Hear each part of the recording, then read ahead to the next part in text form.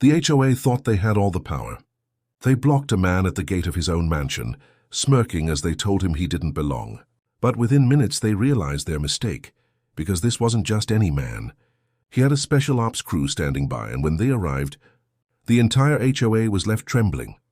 At the top of Hillcrest Drive stood a sprawling mansion with marble gates, manicured gardens, and a reputation for being untouchable. It belonged to Marcus Kane, a man few truly knew. Neighbors whispered about him. Some said he was a tech mogul, others thought he was an investor. What they didn't know was that Marcus was a former special operations commander, a man who had served his country in some of the most dangerous missions around the world. To Marcus, the mansion wasn't just wealth. It was peace. After years of war zones, it was finally home. But to the HOA that ran the gated community, Marcus was just another homeowner they could control.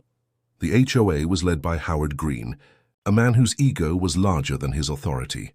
He loved rules, fines, and flexing his power over residents. Howard had never liked Marcus. Perhaps it was envy, perhaps it was bias. Either way, he made Marcus his target. Complaints about too many cars in Marcus's driveway. Letters claiming his guests didn't look like they belonged.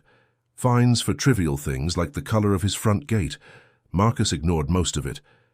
He had faced worse than an HOA president with a clipboard, but then came the day Howard took it too far.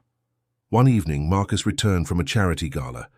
Dressed in a sleek suit, he pulled up to his mansion gates, only to find Howard and two HOA board members blocking the entrance. "Sir," Howard sneered, "this community has standards. You can't just come and go as you please." Marcus frowned. "This is my house, move." Howard crossed his arms. "Not until you show proof you belong here. We've had complaints. You look out of place." The words hung heavy in the air. Neighbors peeked from their windows. Some pulled out phones to record. Marcus's jaw tightened. He had faced terrorists, dictators, and warlords. Yet here he was, being treated like an intruder at his own home. Marcus didn't shout. He didn't argue. He simply said, "You've made a mistake. You have 5 minutes to clear this gate." Howard laughed. "Or what?" Marcus pulled out his phone, one call. "That was all it would take." "Or," he said calmly, "you'll find out." Exactly 5 minutes later, headlights cut through the darkness. SUVs rolled up silently, tires crunching against the pavement. Doors opened, and out stepped Marcus's special ops crew, men he had served with overseas, loyal to him like brothers.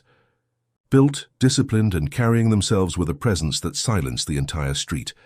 Howard's smug grin vanished. One of the operatives stepped forward. "Commander, is there a problem?" Marcus didn't look away from Howard. "Yes, they think I don't belong at my own home." The operatives closed ranks. Their presence alone made the HOA board shuffle nervously. Howard stammered. "This isn't necessary. We were just enforcing rules." Marcus's voice was low, steady, but sharp as a blade. "Rules? You tried to strip me of my dignity.